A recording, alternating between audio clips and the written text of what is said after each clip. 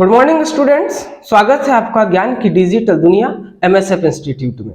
आज हम फिलर्स के महत्वपूर्ण क्वेश्चंस को देखेंगे और देखेंगे कि इनके सॉल्यूशंस किस प्रकार से करते हैं।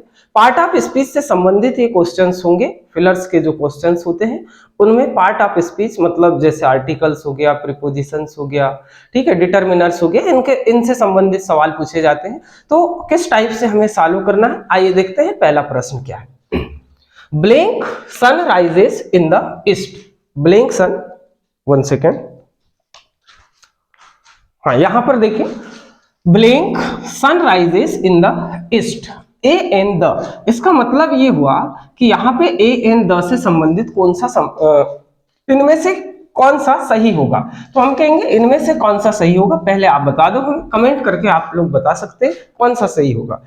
हम ये कहें कि सन क्या है, सन एक नाउन है और नाउन से पहले हम आर्टिकल्स यूज करते हैं। आर्टिकल क्या होते हैं, तो आर्टिकल 3 प्रकार के होते हैं। एक होता है ए, दूसरा होता है एन, तीसरा होता है द को हम डेफिनेट आर्टिकल कहते हैं। ए और एन जो होते हैं इनको हम कहेंगे indefinite article. Definite article the का यूजेस हम आकाशीय पिंडों के नाम से पहले करते हैं। यहां पर सन क्या है, एक आकाशीय पिंड है, इसका मतलब यहां क्या आएगा, यहां पर आएगा द। आप ऐसा समझ लें कि एक प्रॉपर नाउन है सन, इसीलिए हम इसके सामने यानी प्रॉपर नाउन से पहले किसका यूज कर रहे हैं, द का यूज कर रहे हैं। तो इसका सही आंसर हो जाएगा आपका द। इसके अतिरिक्त जैसे द मून, या फिर हम कहें कि द अर्थ, ठीक है, द मार्स, जितने भी ग्रह हैं, जितने भी उपग्रह हैं, उनके नाम से पहले हम द का यूज करेंगे। जितने भी पर्वत पठार हैं उनके नाम से पहले हम द का यूज करेंगे। हम समुद्रों के नाम से पहले भी द का यूज करते हैं, द हिंद महासागर, ईटीसी ईटीसी। ठीक है, ये आपको पूरा नियम बताया हुआ है। अगला प्रश्न देखते हैं हम। I didn't by blink mangoes. यहां पे ध्यान से देखें, यहां पे लिखा है सम एंड एनी, किसका यूज करना पड़ेगा यहाँ। तो हम इस सेंटेंस में देखिए, इस सेंटेंस में डिड नॉट का यूज हुआ। अगर सेंटेंस नेगेटिव है तो उस कंडीशन में हम सम का यूज ना करके एनी का यूज करते हैं, आपको याद रखना है। तो इसका आंसर हो जाएगा एनी। एनी का मतलब भी कोई होता है, कुछ होता है, सम का मतलब भी कुछ होता है। एनी का मतलब कोई भी होता है, सम का मतलब कुछ भी होता है। अभी यहाँ पे ध्यान से देखें, I didn't by, I didn't by, मैंने नहीं खरीदा। क्या नहीं खरीदा, कुछ मैंगो, कुछ आम नहीं खरीदा। अब कुछ के लिए हम सम का यूज कर सकते थे, because mangoes is countable noun, but this sentence is negative, इसीलिए हम किसका यूज करेंगे, एनी का। तो यहां पे आंसर आएगा एनी। नेक्स्ट क्वेश्चन देखें, आपको बात समझ में आ रही होगी, बहुत आराम से हम रिवीजन करवा रहे हैं, आपका ये सब कुछ पढ़ाया हुआ है। नेक्स्ट क्वेश्चन देखिए, ही इज ब्लैंक इंजीनियर। ये फिर से आर्टिकल का क्वेश्चन है। हम यहां कहें कि यहां पर है क्या, he is blank an engineer. ये जो इंजीनियर है ये एक नाउन है और नाउन से पहले हम आर्टिकल्स यूज करते हैं। ठीक, यहां पर इंजीनियर जो है, इस इंजीनियर में जो शुरुआती लेटर है क्या है, हिंदी का कॉन्सोनेंट है।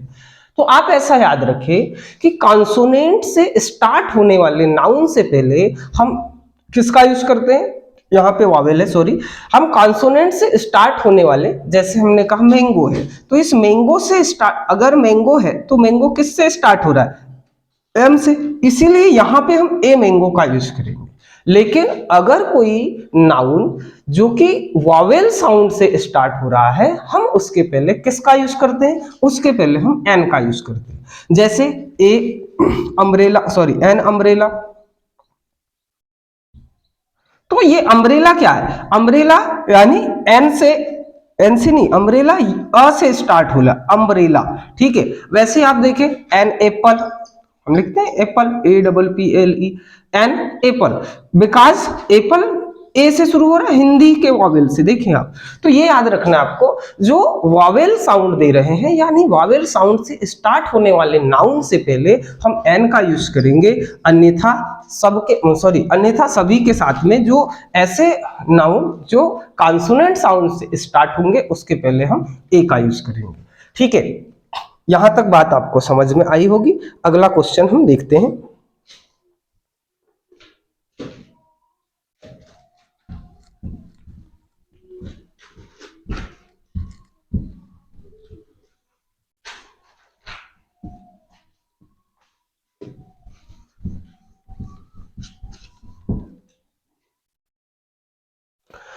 नेक्स्ट देखें question number 4, we blank to watch,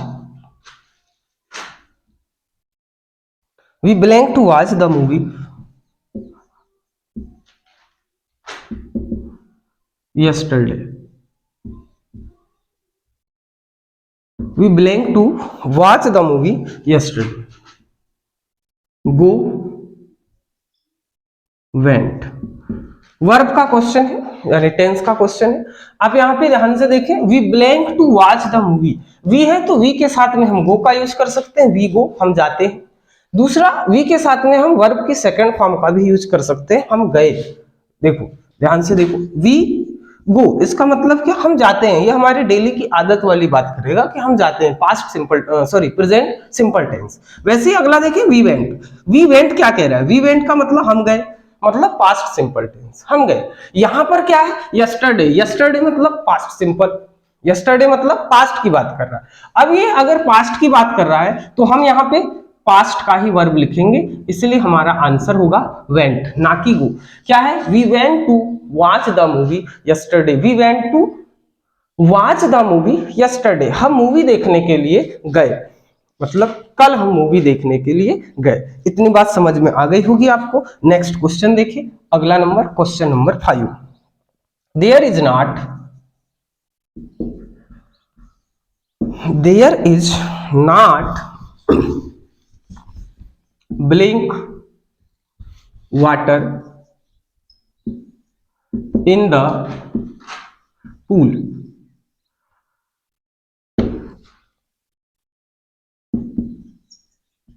much are many, क्या यूज करेंगे आप बता दें। हमने कहा blank sorry there is not blank water in the pool, यहां पर आप देख पा रहे हैं वाटर है, वाटर से पहले हमें डिटर्मिनर्स यूज करना है, मच एंड मेनी, इनमें से क्या आएगा। तो मच क्या है, मच का मतलब भी होता है कुछ, सम का मतलब भी होता है, मेनी का मतलब भी होता है कुछ या कई, मेनी का मतलब वैसे कई के अर्थ में करते हैं, तो आपको ये याद रखना। अब यहाँ पे देखिए, हम ये कहें कि मच का जो यूज होगा, मच का यूज अनकाउंटेबल नाउन के लिए किया जाएगा। अनकाउंटेबल नाउन से पहले हम मच का यूज करते हैं, मेनी का यूज काउंटेबल नाउन से पहले करते हैं।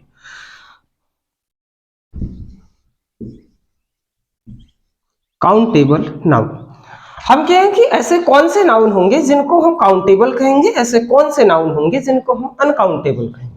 तो अनकाउंटेबल नाउन ऐसे नाउन जिन्हें हम गिनती में ना गिन सके, आप ऐसा याद रखें। जैसे कि जैसे हमने कहा वाटर, वाटर क्या है, वाटर को आप गिनती में गिन सकते हैं, एक वाटर दो वाटर, नहीं गिन सकते। तो हमने कहा कि ये जो वाटर है, ये वाटर अनकाउंटेबल नाउन है। वैसे ही मिल्क, क्या आप मिल्क को गिन सकते हैं, नहीं, मिल्क को आप लीटर में गिन सकते हैं, आप लीटर को गिन रहे हैं, 1 लीटर 2 लीटर 3 लीटर, क्या 1 मिल्क 2 मिल्क 3 मिल्क होता है, नहीं होता। आप ऐसा ही याद रखें जैसा हम बता रहे हैं, ठीक है। तो हमने कहा वाटर है, मिल्क है, ऐसे ही अन्य पदार्थ। क्या आप सॉइल को गिन सकते हैं, सॉइल मतलब मिट्टी, नहीं गिन सकते। क्या आप सोना को गिन सकते हैं, गोल्ड, नहीं गिन सकते। तो ये सब क्या है, अनकाउंटेबल नाउन है। इन सब नाउन से पहले हम मच का यूज करते हैं, किसका यूज करते हैं, मच का। ऐसे नाउन जो अनकाउंटेबल होते हैं उनसे पहले हम मच का यूज, जबकि मेनी का यूज किसके पहले, काउंटेबल के पहले। जैसे मैंगो, आप बताओ मैंगो को गिन सकते हैं, हाँ गिन सकते हैं, 10 आम 20 आम 1000 आम, ठीक है। वैसे ही बताओ, वैसे ही आप बॉटल को गिन सकते हैं, बॉटल को गिन सकते हैं, पेन को गिन सकते हैं, मोबाइल को गिन सकते हैं। मतलब ऐसे नाउन जिनको हम काउंट कर सकें गिनती में, हम उन्हें कहेंगे काउंटेबल नाउन। क्या कहेंगे, काउंटेबल नाउन। और काउंटेबल नाउन से पहले किसका यूज होगा, मेनी का यूज होगा, मच का यूज अनकाउंटेबल के पहले। तो याद रखेंगे यहाँ पे much water in the pool, much milk, much gold, much silver, etc etc.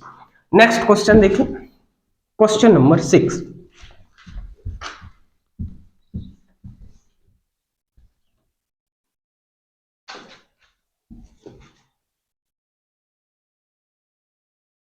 they blank completed their work, they blank completed their work। यहां पर दो ऑप्शन आपको दिया है, एक है हेज, दूसरा है हेव। मजेदार क्वेश्चन है, ध्यान से देखें, और ऐसा क्वेश्चन हमेशा पूछा जाता है। They blank completed their work, they blank completed their work. यहां पर हेज या हेव, इनमें से क्या आएगा? तो आपको याद रखना है, हमने स्ट्रक्चर, बहुत सारे स्ट्रक्चर्स आप लोगों ने पढ़े। स्ट्रक्चर मतलब टेंस के स्ट्रक्चर। इन टेंस के स्ट्रक्चर में आप हेल्पिंग वर्ब का यूज करते हैं, उसके बाद मेन वर्ब लिखते हैं। तो हेल्पिंग वर्ब, जैसे हमने कहा वाज वर्ब, तो ये वाज और वर्ब क्या है? ये जो वाज और वर हैं, ये पास्ट सिंपल नहीं, पास्ट कंटिन्यूअस टेंस में आप इसको यूज करते हैं। वाज वर किसके साथ में? जैसे हम वाज की बात करें तो अब हम सबको लिखवा दे रहे हैं, ध्यान से सुनो। सबसे पहली बात इज की, तो इज का यूज किसके साथ? सिंगुलर के साथ। किसके साथ में होता है? सिंगुलर के साथ में। और एम का यूज किसके साथ होता है? एम का यूज आई के साथ में करते हैं। सिंगुलर जैसे कि ही, जैसे कि सी, जैसे कि इट, तो ही सी इट के साथ में किसका यूज होगा? इज का यूज होगा। वैसे एम आई के साथ में, मतलब आई के साथ में हम एम का यूज करेंगे। इज एम आर, आर की अगर हम बात करें तो ये प्लूरल के साथ में यूज होता है, जैसे दे, जैसे वी, ठीक है। तो इट इसे अगर कोई भी प्लूरल नंबर है उसके साथ में भी हम आर का यूज करेंगे। ये सारे के सारे यूज होते हैं प्रेजेंट में। किस में यूज होते हैं? प्रेजेंट। ठीक, अगली बात, अगर हम कहें कि वाज और वर, ठीक है, ध्यान से देखो, वाज का यूज किसके साथ होगा? ही के साथ, सी के साथ, इट के साथ, आई के साथ, ठीक है, यू के साथ, सॉरी यू नहीं, आई, और कोई सिंगुलर हो गया, ठीक है, सिंगुलर के साथ में। और वर का यूज किसके साथ होता है? तो वर का यूज होता है यू, दे, ठीक है, वी, इनके साथ में हम किसका यूज करते हैं? वर का। ये किस में यूज हो गए? पास्ट में। वैसे हम बात करते हैं परफेक्ट, किसकी बात करते हैं? परफेक्ट। तो परफेक्ट में कौन को यूज होंगे? हम कहेंगे हेज यूज होगा। किसके साथ में होगा? तो हेज का यूज होता है ही she it, he she it, और साथ में कोई नेम का मतलब सिंगुलर नंबर के साथ में। और हेव का यूज किसके साथ होगा? तो हेव का यूज होगा दे के साथ, हेव का यूज होगा वी के साथ, दे का यूज होगा यू के साथ, ठीक है, आई के साथ भी हेव का यूज होगा, या फिर कोई प्लूरल नंबर के साथ में, ठीक है। और बचता है हेट, तो हेट का यूज तो ऑल सब्जेक्ट के साथ करते हैं, ये आपको याद रखना है। तो ये देखो प्रेजेंट के 3 हेल्पर का मतलब हेल्पिंग वर्ब कौन कौन से हैं? इज एम आर, कौन कौन से? Is am are. इज का use singular he she it और नेम के साथ में, एम का यूज आई के साथ, आर का यूज प्लूरल दे और वी, इनके साथ में करेंगे। पास्ट की बात कर लो, वाज और वर। वाज का use singular he she it, और वर का यूज यू दे वी, और या फिर कोई प्लूरल नंबर के साथ, प्लूरल सब्जेक्ट के साथ में।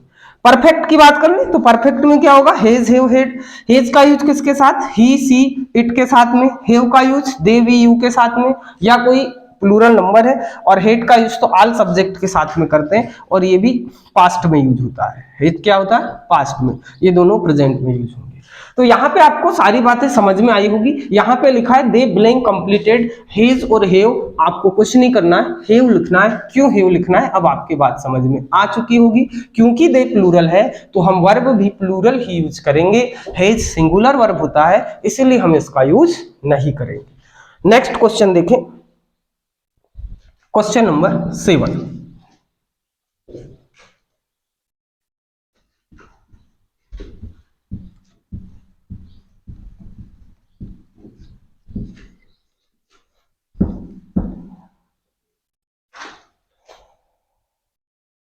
क्रिसमस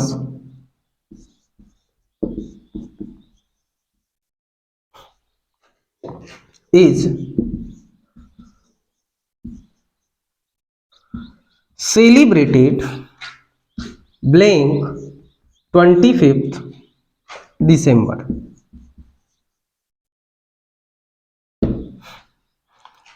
यहां पे आपको बताना है इन आएगा या ऑन आएगा, किसका यूज हम करेंगे। अब मैं लिखा Christmas is celebrated blank 25th December. Preposition आपको यूज करना है, इन यूज करें या ऑन यूज करें। प्रीपोजिशन ऐसे वर्ड होते हैं जो किसी नाउन से पहले उसकी स्थिति को बताते हैं, हम उन्हें कहेंगे प्रीपोजिशन। क्या कहेंगे? प्रीपोजिशन। आप यहां पर देख सकते हैं ब्लैंक दिसंबर, दिसंबर मतलब क्या है? 25 दिसंबर क्या है? 25 दिसंबर एक डेट है, क्या है 25 दिसंबर? डेट। और डेट के पहले हम किसका यूज करते हैं? डेट के पहले हम यूज करते हैं ऑन का। किसका यूज करेंगे? ऑन का। तो आप याद रखें, यहां पे आएगा ऑन। क्या आएगा? ऑन। अगर कोई डेट है तो डेट से पहले आपको ऑन का यूज करना है, ये याद रखें। किसका यूज? ऑन का। जैसे जैसे हमने कहा Gandhi ji was born on 2 अक्टूबर, तो ये जो 2 अक्टूबर क्या है? एक डेट ही तो बता रहा है, बोर्न ऑन 2 अक्टूबर। आपने ऐसा पढ़ा होगा, Gandhi ji was born on 2 अक्टूबर। इसका मतलब ये हुआ कि ऑन का यूज हम डेट से पहले करते हैं, एग्जैक्ट डेट से पहले। दूसरी बात इन है यहां पर, तो इन का यूज भी देख लें। इन का यूज जैसे हमने कहा इन जुलाई, तो क्या हुआ? इसका मतलब ये हुआ मंथ के नाम से पहले। जैसे हमने कहा इन मॉर्निंग, क्या कहा? इन द मॉर्निंग। इसका क्या मतलब हुआ? इसका मतलब ये हुआ कि ये जो समय है, एक्चुअल में पॉइंट ऑफ टाइम के लिए भी हम इनका यूज करेंगे। जैसे कि इन the morning, in the evening. अगर ऐसा मॉर्निंग इवनिंग मिल जाए तो आप उसके सामने क्या यूज करते हैं? In the evening, in the morning, in the afternoon, in the afternoon. तो ये आप लोग याद रखें, इनका यूज हो गया in the afternoon, in the morning, in July, in August, in August. तो ये क्या है? जुलाई अगस्त दिन महीनों के नाम है, तो मंथ के नाम के आगे आप किसका यूज करेंगे? इनका।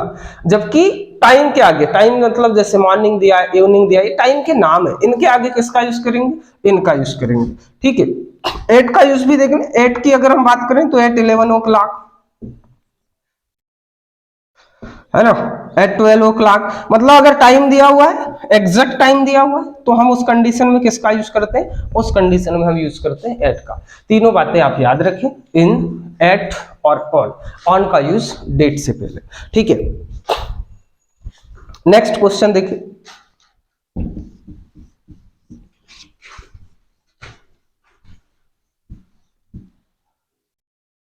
Question number 8। How blank pages did you read? दो ऑप्शन यहां पे दिया हुआ है, एक है मच और दूसरा है मेनी। अभी हमने आपको कहा था कि वे काउंटेबल नाउन होंगे जिनके पहले हम मेनी का यूज करेंगे। यहां पे ध्यान से देखिए, पेजेस क्या है? पेजेस एक काउंटेबल नाउन है जिसे हम काउंट कर सकते हैं गिनतियों में। एक पेज, दो पेज, 1000 पेज। तुम्हारी किताबें होती हैं 100-200 पेज की। तो हमने कहा मेनी क्या है?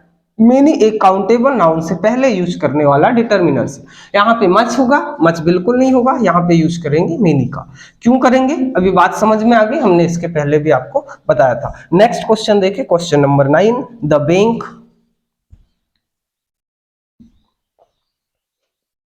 Blink some interest. इंटरेस्ट का मतलब ब्याज। फॉर योर मनी, अपना सपना, मनी। मनी, मनी का मतलब पैसा। तो क्या है? देखो, the bank blank some interest for your money. यहां दो ऑप्शन है, एक है गिव, दूसरा है गिव्स। क्या आएगा? तो ध्यान से सुनो। मैंने कहा द बैंक क्या है? द बैंक सिंगुलर है। बैंक क्या करती है? बैंक पैसे देती, सॉरी इंटरेस्ट देती है, ब्याज देती है। Gives, gives. तो यहां पे बताओ क्या आएगा? गिव आएगा या गिव्स आएगा? हमने कहा गिव्स आएगा। क्यों आएगा गिव्स? क्योंकि द बैंक सिंगुलर है, और अगर द बैंक सिंगुलर है तो हमें वर्ब भी सिंगुलर लिखना पड़ेगा। वर्ब में सिंगुलर लिखने के लिए एस लगाते हैं। Subject singular, verb singular, subject plural, verb plural. ये बात आपको याद रखनी है। यहां पर सब्जेक्ट क्या है? The bank. द बैंक क्या है? सिंगुलर है। आपको सिंगुलर है ये कैसे समझ में आया? तो हमने कहा पहली चीज तो द लगा है, क्योंकि अगर द लगा है तो द का हम डेफिनेट आर्टिकल के लिए यूज करते हैं, और अगर द लगा है तो द सिंगुलर के लिए यूज होता है, ना कि प्लूरल के लिए। बात समझ गए? तो the bank gives some interest for your money. आप दूसरे तरीके से इसे समझ सकते हैं कि सब्जेक्ट प्लस वर्ब की फर्स्ट फॉर्म में S E S I S लगता है, आपको पता है, S E S I E S plus plus object. ये क्या है? तो हमने कहा ये है, क्या है ये? ये है प्रेजेंट सिंपल टेंस का यानी प्रेजेंट इंडेफिनिट टेंस का स्ट्रक्चर है। सब्जेक्ट के साथ में वर्ब की पहली फॉर्म होगी, वर्ब की पहली फॉर्म, और इसमें S E S I S लगा देंगे। कब लगाएंगे? जब सिंगुलर सब्जेक्ट हो जाए। जब क्या हो जाए? Singular subject. तो सिंगुलर सब्जेक्ट में हमने इस वर्ब में एस ई एस लगा करके यहां लिख दिया। आपको ये बात समझ में आई होगी। नेक्स्ट क्वेश्चन देखें, यहां तक आपके बात समझ में आ गई। अगला question,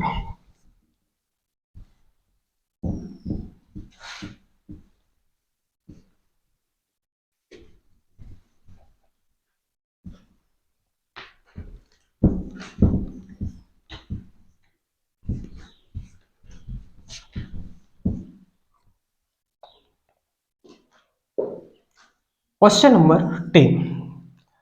the rainy season, season का मतलब होता है मौसम। The rainy season starts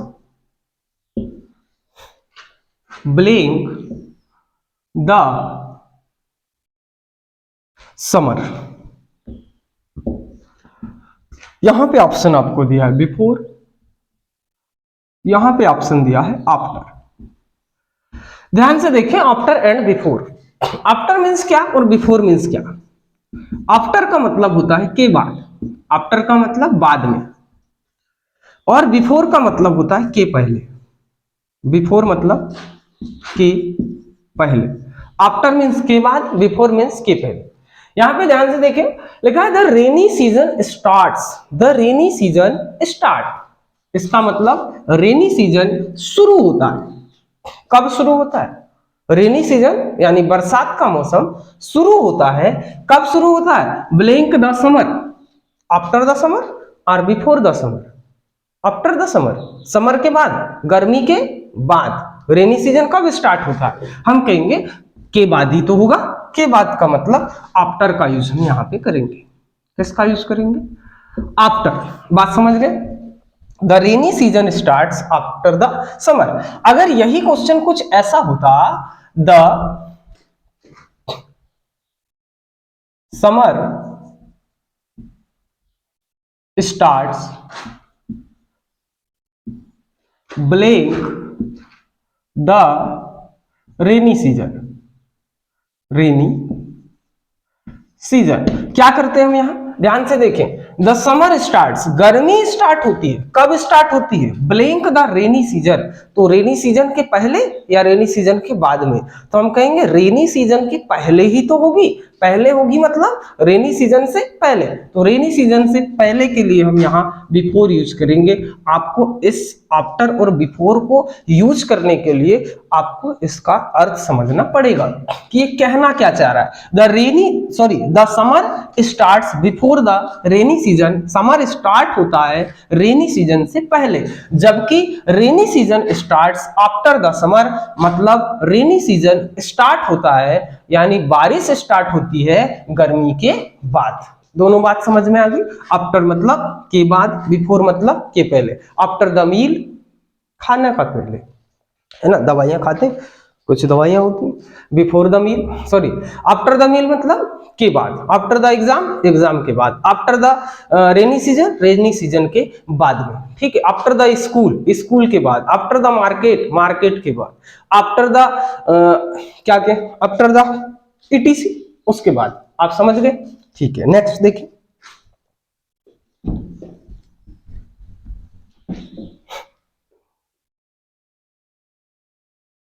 question number 11। Hindi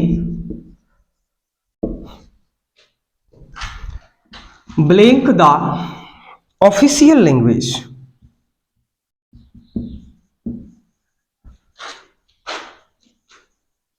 official language of MP. हाँ, एमपी की ऑफिशियल लैंग्वेज हिंदी है, ये आपको याद रखना है। यहाँ पे इज लिखना है या यहाँ पे आर लिखना है, आप बताएंगे क्या लिखना है। फिर से ये किसका हो गया? ये टेंस का सेंटेंस हो गया। Hindi blank the official language of MP. बताओ हिंदी क्या है? हिंदी एक सिंगुलर सब्जेक्ट है, और अगर सिंगुलर है तो हम किसका यूज करते हैं? इसका यूज करते हैं। अभी बताए थे कुछ देर पहले, सिंगुलर है तो इसका यूज, प्लूरल है तो आर का यूज, और आई है तो एम का यूज। बात समझ गए? यहाँ क्या आएगा? इज आएगा। वैसे ही बताओ, PHYSICS physics blank the difficult subject. आप बताएं इसमें क्या आएगा? Difficult subject. आप बता दो इसमें इज आएगा या आर आएगा? तो हमने कहा फिजिक्स क्या है? फिजिक्स एक विषय है, विषय मतलब सब्जेक्ट है। अगर फिजिक्स एक सब्जेक्ट है तो यहाँ पे हम आर का यूज नहीं करेंगे, इस का यूज करेंगे। यहाँ एस लगा इसीलिए ये प्लूरल नहीं है, आप ऐसा नहीं समझे। फिजिक्स क्या एक लैंग्वेज है, ठीक है। वैसे इकोनॉमिक्स, वैसे मैथमेटिक्स, ये सवाल कई बार पूछा जाता है, तो आप लोग याद रखें। नेक्स्ट क्वेश्चन देखें, question number 12। Sharad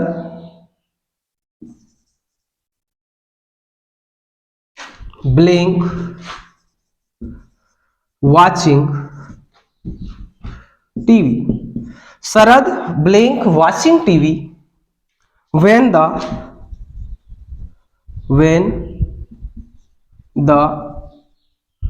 power went off. When the power went off.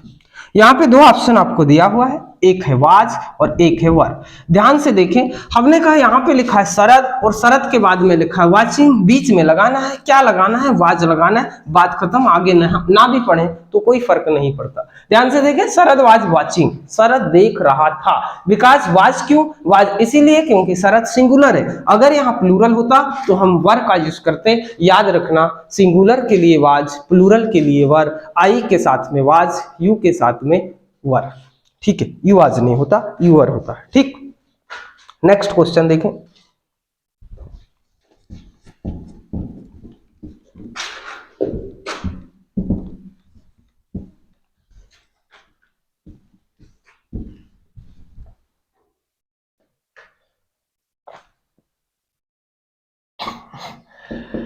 He is, ये क्वेश्चन नंबर 13 है।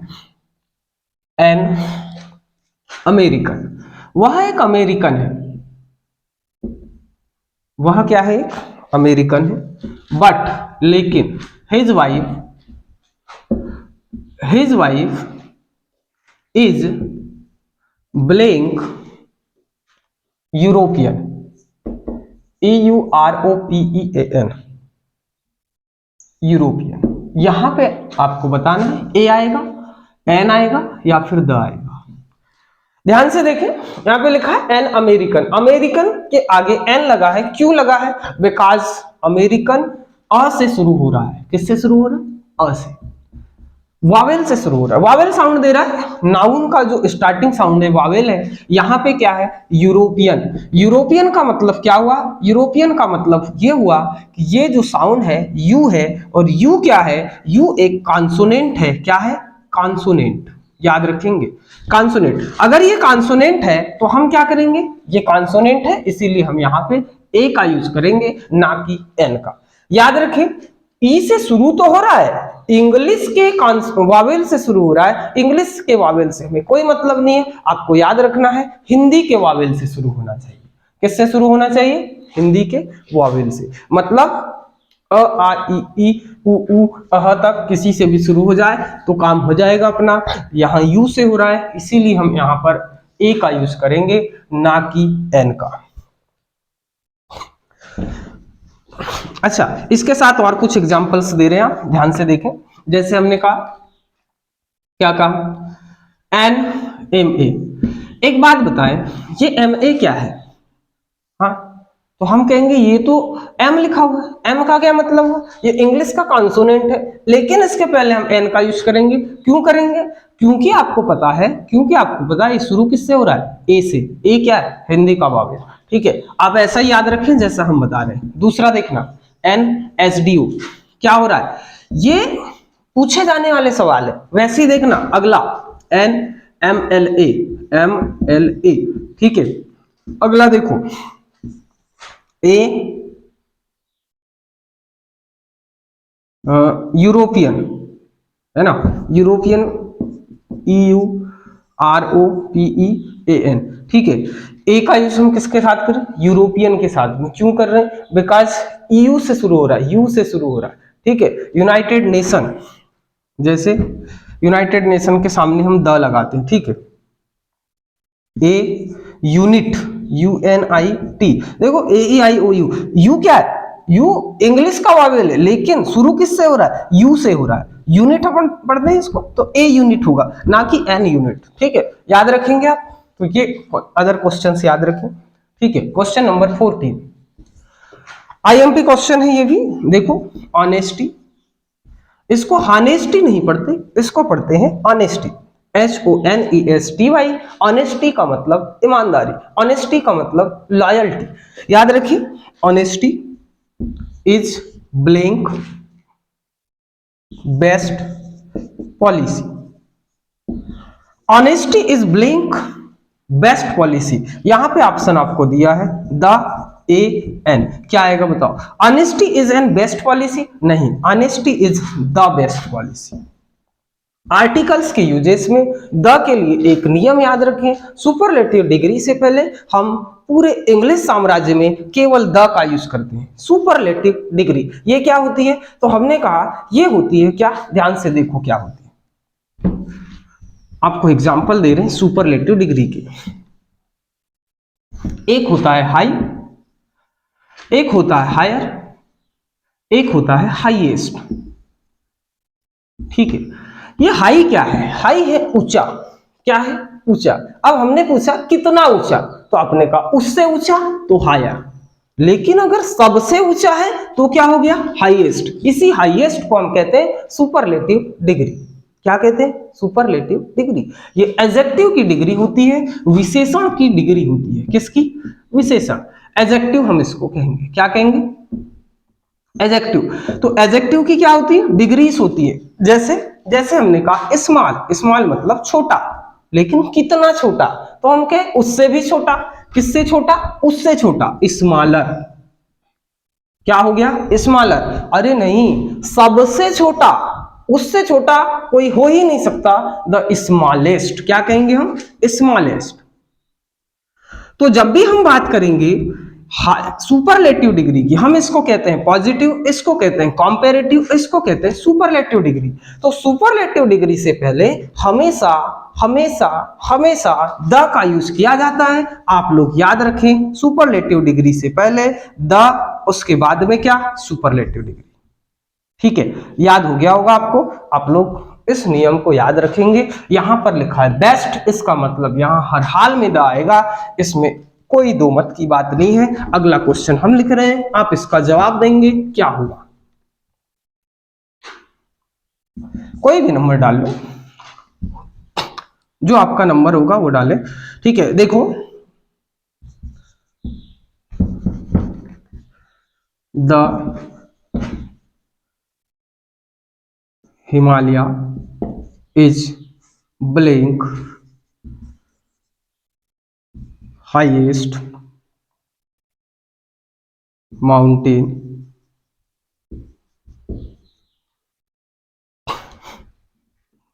In the world. अब बताओ क्या? यहां पे लिखा है the Himalaya is blank highest, यहां ए आएगा, एन आएगा या द आएगा? तो आपने बता दिया यहां पे द आएगा। क्यों आएगा द? बिकॉज हाईएस्ट यहां यूज किया गया है। हाईएस्ट क्या है? सुपरलेटिव डिग्री है, और सुपरलेटिव डिग्री से पहले हम द का यूज करते हैं, ठीक है। अगला और नेक्स्ट 15 क्वेश्चंस।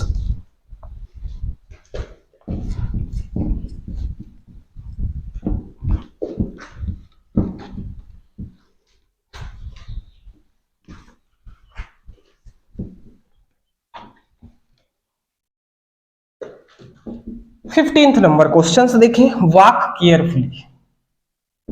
हमें केयरफुली ही चलना चाहिए, और नॉट वॉक, हमें सारे काम केयरफुली ही करना चाहिए। Walk carefully, blink, you will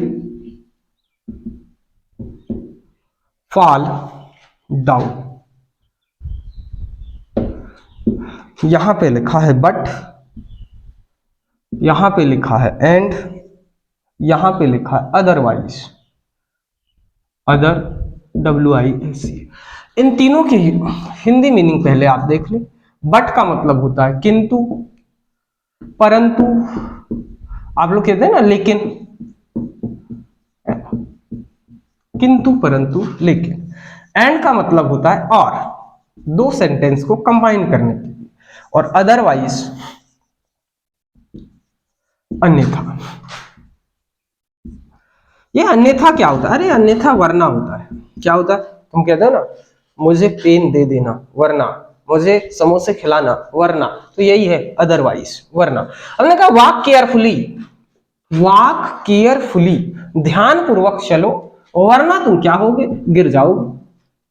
अच्छी बात है, गिर जाओगे, ध्यान मत दो, अदरवाइज। क्या आएगा आपको समझ में आया? बट नहीं आएगा, ध्यान से चलो किंतु तुम गिर जाओगे, ऐसा थोड़ी ना होगा। ठीक है, ध्यान से चलो और तुम गिर जाओगे, यह भी नहीं होगा। अगला क्वेश्चन हमारी तरफ से, तुम बना के बताओ। Read carefully. अब आप बताना क्या है। Blink, you will fail. बोलो क्या? वैसे तुम फेल नहीं हो सकते क्योंकि तुम पढ़ रहे हो। देखो क्या लिखा है, read carefully, blank, you will fail. क्या होगा? अदरवाइज, अदरवाइज, है ना। ध्यान पूर्वक पढ़ो वरना फेल हो जाओगे। यहां पर कोई चांस नहीं फेल होने का क्योंकि तुम सब बहुत ध्यान से पढ़ रहे हो। बाकी के अगले क्वेश्चंस अगले एपिसोड में। तब तक के लिए पढ़ते रहें, बढ़ते रहें। धन्यवाद। हमें उम्मीद है कि आपको ये सारी चीजें समझ में आ रही होंगी। और ऐसे क्वेश्चन जो आपसे मतलब जो आपको नहीं बन रहे हो, आप हमें कमेंट बॉक्स में बता सकते हैं, हमें कमेंट कर सकते हैं। आप हमारे टेलीग्राम चैनल को ज्वाइन कर सकते हैं और व्हाट्सएप ग्रुप में भी ज्वाइन हो सकते हैं। तो फिर मिलेंगे अगले एपिसोड में। तब तक के लिए नमस्कार।